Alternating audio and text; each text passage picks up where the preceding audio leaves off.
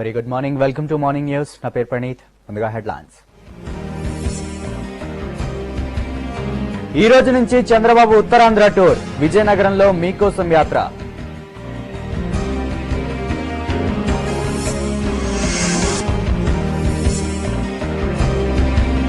నేటి నుంచి చిరు road show. Chittoor జిల్లాలో పర్యటన.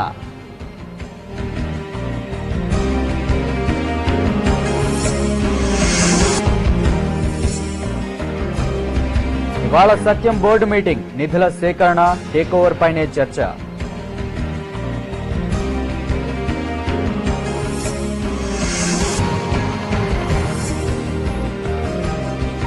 అమెరికా విదేశాంగ మంత్రిగా హిల్లరీ. 94-2 తేడాతో సెనెట్ ఆమోదం.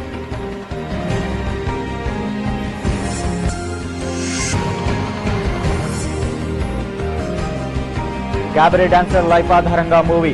అదరగొడుతున్న చైనా క్రైమ్ థ్రిల్లర్.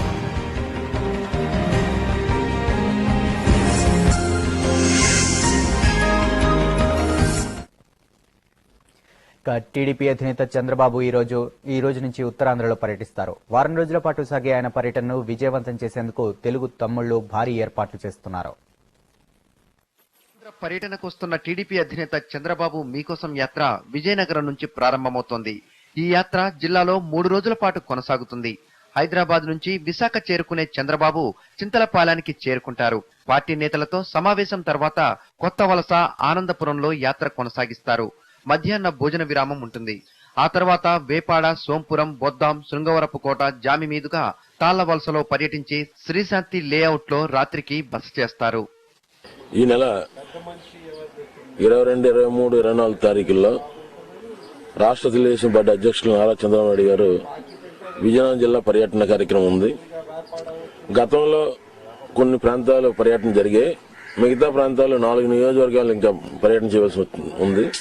ఆ నియోజకవర్గాలు కూడా ఆయన పర్యటన చేయాలని మేము అందరం కోరుతున్నాం. దానిపైన వారు రావడం జరుగుతుంది. 23, 24న నెల్లిమర్ల, బొబ్బిలి, పార్వతీపురం నియోజకవర్గాల్లో మీకోసం యాత్ర కొనసాగుతుంది. అధినేతకు ఘన స్వాగతం పలికేందుకు తెలుగు తమ్ముళ్లు ఏర్పాట్లు పూర్తి చేశారు. చంద్రబాబు పర్యటనతో కార్యకర్తల్లో ఆత్మవిశ్వాసం పెరగడం ఖాయమని దేశం శ్రేణులు ఆశగా ఉన్నాయి. ప్రజారాజ్యం పార్టీ అధినేత చిరంజీవి ఈ రోజు నుంచి 4 రోజుల పాటు చిత్తూరు జిల్లాలో పర్యటిస్తారు.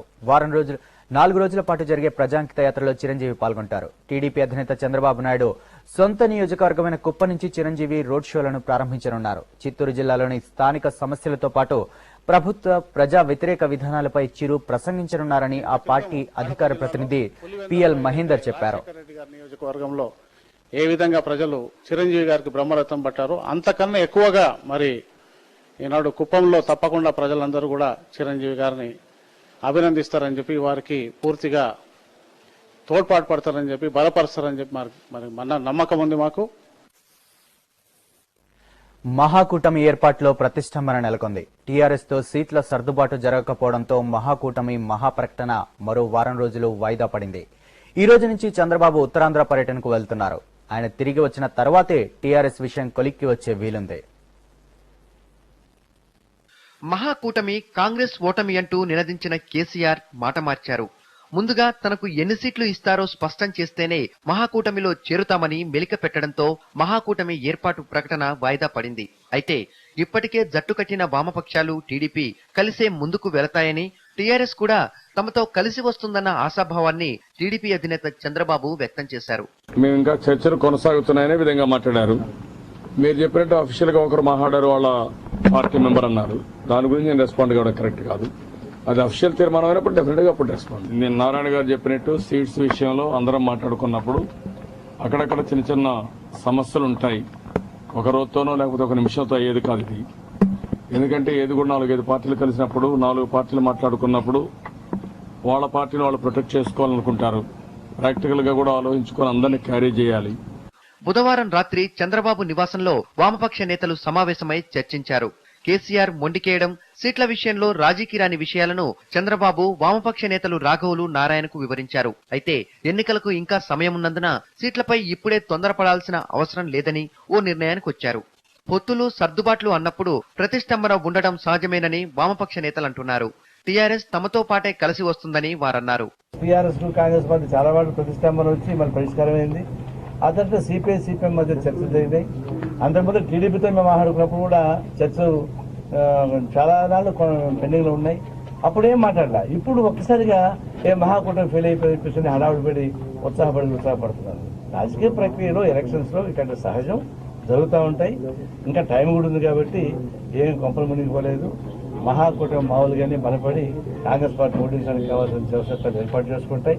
దానిలో కూడా సమస్యల్ని ముందుకు తీసుకొచ్చి ఆ రకంగా సమన్వయంతో వ్యవహరించే దాని గురించి కూడా చర్చించుకోవాలని చెప్పేసి అనుకున్నాం. ఈ కార్యక్రమాన్ని రాబోయే కాలంలో రాబోయే 2-3 రోజుల్లో ఆ కమిటీ కూర్చొని ప్రోగ్రామ్స్ తయారు చేసి కమిటీ కూర్చొని డేట్లు వివరాలతో సహా వారు చర్చించి ప్రకటించే అవకాశం ఉంది. మహాకూటమి ఏర్పాటు తర్వాత పెద్ద ఎత్తున ప్రజాందోళనలతో ప్రభుత్వ అవినీతిని ఎండగడతామని గతంలో ప్రకటించారు. అయితే టీఆర్ఎస్ కలిసి రాకపోయినా ప్రజాందోళనలు కొనసాగించేలా నిర్ణయం తీసుకున్నారు.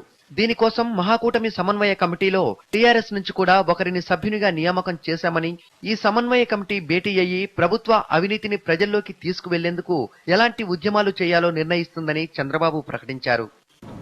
మేము ఆలోచించేది ఈరోజు ఈ రాష్ట్రంలో కాంగ్రెస్ పార్టీ ఒక పెద్ద సమస్య.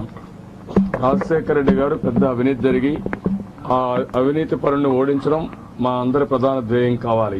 ఫిబ్రవరి నెలంతా ప్రభుత్వ అవినీతిపై ప్రజల్లో పెద్ద ఎత్తున ప్రచారం చేయడంతో పాటు ఇంటింటికి తెలుగుదేశం పేరుతో మరో కార్యక్రమాన్ని కూడా నిర్వహించాలని టీడీపీ నిర్ణయించింది. కాంగ్రెస్ పార్టీని మెగా కూటములు ఓడించలేవని ధీమా వ్యక్తం చేస్తున్నారు మంత్రి ఆనం రామనారాయణ రెడ్డి. భావసారూప్యత ఉన్న పార్టీలతోనే పొత్తులుంటాయని, దీనిపై అధిష్టానమే తుది నిర్ణయం తీసుకుంటుందన్నారు. కాంగ్రెస్ పార్టీని ఒంటరిగా ఎదుర్కొనే దమ్ము లేక విపక్షాలు మహాకూటమిని ఏర్పాటు చేశాయని, మెగా కూటమి అయోమయ స్థితిలో ఉందంటున్నారు. ఈ రాష్ట్రంలో ఈ 4.5 సంవత్సరాల కాలంలో రాజశేఖర రెడ్డి ముఖ్యమంత్రిగా కాంగ్రెస్ ప్రభుత్వంలో అనేక సంక్షేమ కార్యక్రమాలని, అభివృద్ధి కార్యక్రమాలని సమంగా ప్రతి లబ్ధిదారుడికి అందించేటువంటి విధానంలో 100% సఫలీకృతమైంది. కాబట్టి ఇవాళ వాళ్ళే ఒప్పుకుంటూ ఒకవైపు మేము ఒంటరిగా పోటీ చేయలేము, రాజశేఖర రెడ్డిని ఎదుర్కోలేము అంటూ ఇవాళ మహాకూటముల్ని మెగా కూటములను చేసుకొని వచ్చినట్లయితే ఏదో ప్రజలు మద్దతు పలుకుతారని అనుకుంటే అది వాళ్ళ భ్రమ. రేపు రాబోయేటువంటి ఎన్నికల్లో బులెటిన్లో మరిన్ని వార్తలు చూసే ముందు ఇప్పుడు చిన్న బ్రేక్ తీసుకుందాం. చూస్తూనే ఉండండి TV5.